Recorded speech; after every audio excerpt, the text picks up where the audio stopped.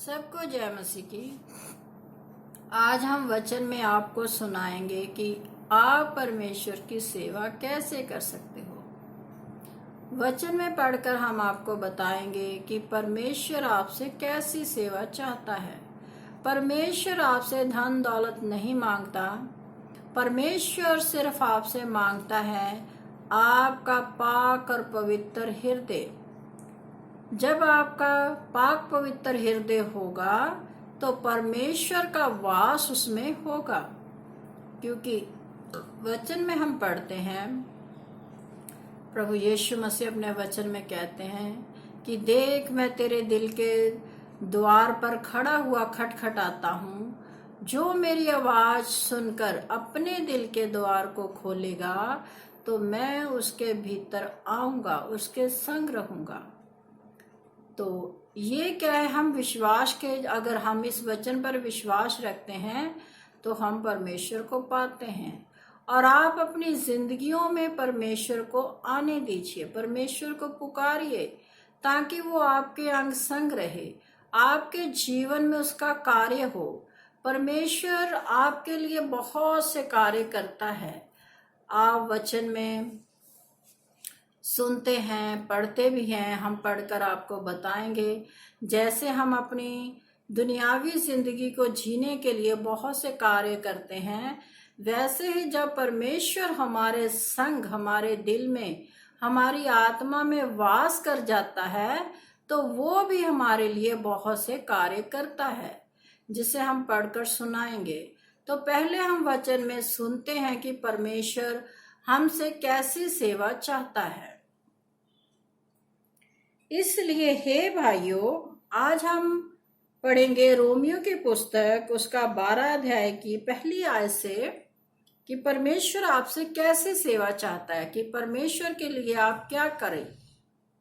इसलिए हे भाइयों, मैं तुमसे परमेश्वर की दया स्मरण दिलाकर विनती करता हूं कि अपने शरीरों को जीवित और पवित्र और परमेश्वर को भावता हुआ बलिदान करके चढ़ाओ।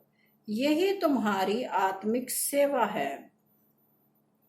इस संसार के सदृश्य ना बनो, परंतु तुम्हारे मन के नए हो जाने से तुम्हारा चाल चलन भी बदलता जाए, जिससे तुम परमेश्वर की भली और भावती और सिद्ध इच्छा अनुभव से मालूम करते रहो। तो आपने वचन में सुना कि परमेश्वर हमसे क्या चाहता है, कि हम अपने शरीरों को जीवित, मतलब कहने का भाव ये है कि जब हम जीवित रहेंगे तभी तो परमेश्वर को हम पुकार सकेंगे, तभी तो हम परमेश्वर की उपासना कर सकेंगे। जब इंसान मर जाता है तो उसके पास कोई समय नहीं होता, क्योंकि मरने के बाद वो खाक हो जाता है। लेकिन जब इंसान जीवित रहता है उसके पास समय होता है परमेश्वर के लिए। तो जैसे आप अपने दुनियावी कामकाज के लिए अपना समय निकालते हैं, वैसे ही आप परमेश्वर के लिए भी समय निकालिए, क्योंकि ये समय परमेश्वर आपको देता है और हम जीवित रहते हुए ही परमेश्वर के साथ संगति कर सकते हैं। क्योंकि वचन में दाऊद बादशाह अपने वचन में कहते हैं कि क्या खाक तुम्हारा धन्यवाद कर सकती है। कहने का भाव ये है कि जब इंसान मर जाएगा, जब वो मिट्टी हो जाएगा, तब वो परमेश्वर को धन्यवाद नहीं कह सकता किसी भी बात के लिए, और ना ही उसका नाम ले सकता है। तो हमें क्या है, जब हम जीवित हैं तो ये परमेश्वर की एक हमारे लिए गिफ्ट है कि वो हमें जीवन सांसें देता है। तो इस जीवन में, इन सांसों में रहते हुए हमने क्या करना है, अपने शरीरों को जीवित, जब हम जीवित हैं, और आगे क्या लिखा हुआ है, और पवित्र। पवित्र जो हमारा जीवन है वो क्या, कैसा होना चाहिए, पाक पवित्र। हमें जो परमेश्वर हमें जीवन देता है उसमें कोई दोष नहीं होना चाहिए। हम अधर्मी बनकर परमेश्वर के आगे नहीं जा सकते। हम जब जीवित रहते हैं, जब हम पवित्र रहेंगे, तभी क्या है, परमेश्वर को हम भाएंगे। तो हमने जीवित रहते हुए अपने आप को पवित्र करके परमेश्वर को अर्पण कर देना है। जब हम परमेश्वर को अपने आप को दे देंगे तो फिर ये परमेश्वर की ड्यूटी हो जाएगी कि वो हमारे जीवन को कैसा मोड़ देता है। तो आप जब विश्वास में पक्के हो जाएंगे तो आप अपने जीवन में पाएंगे कि आपके जीवन में परमेश्वर किसी भी कोई बात की घटी नहीं होने देगा।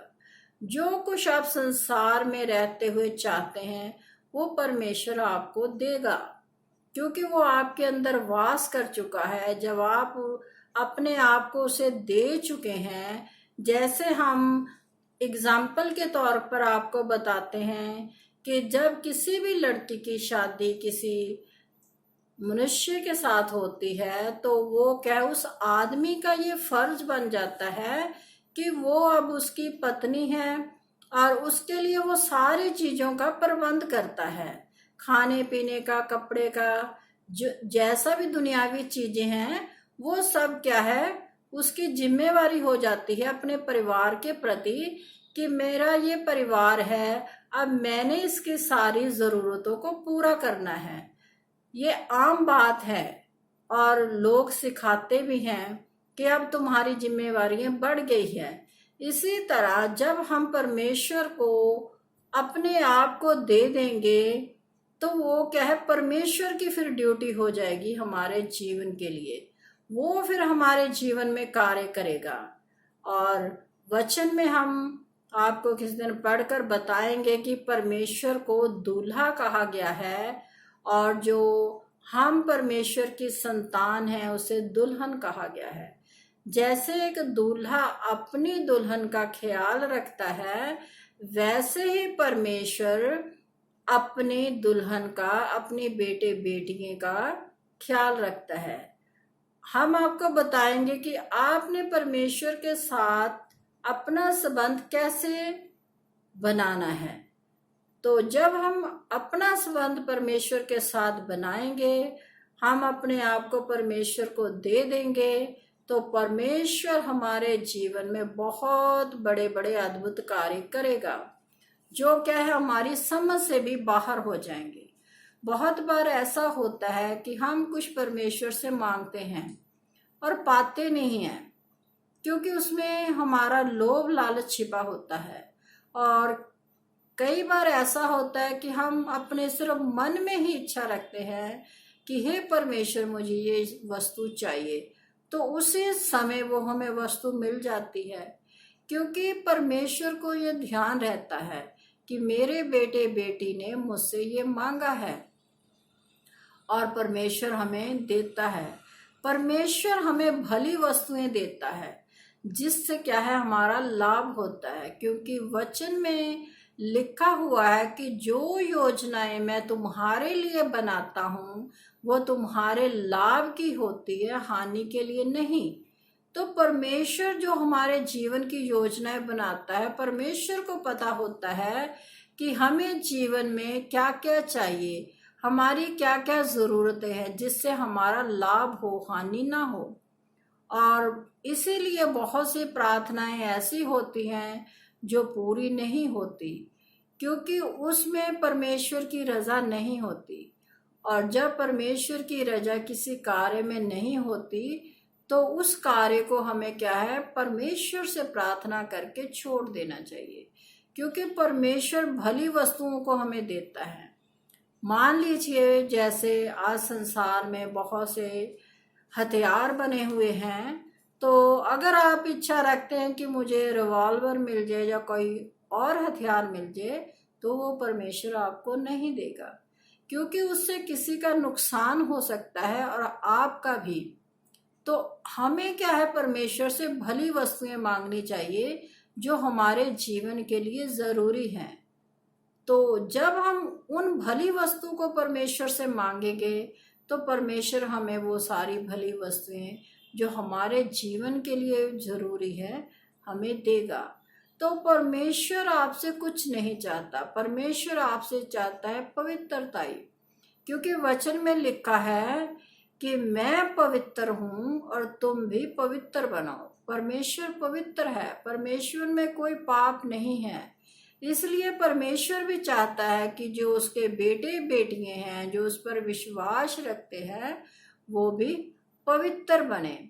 क्योंकि वचन में लिखा हुआ है कि तेरी आंखें ऐसी पवित्र है कि वो पाप को देख ही नहीं सकती। परमेश्वर की आंखें क्या है? पवित्र है। और हमें भी अपनी आंखों को क्या है? पवित्र रखना है।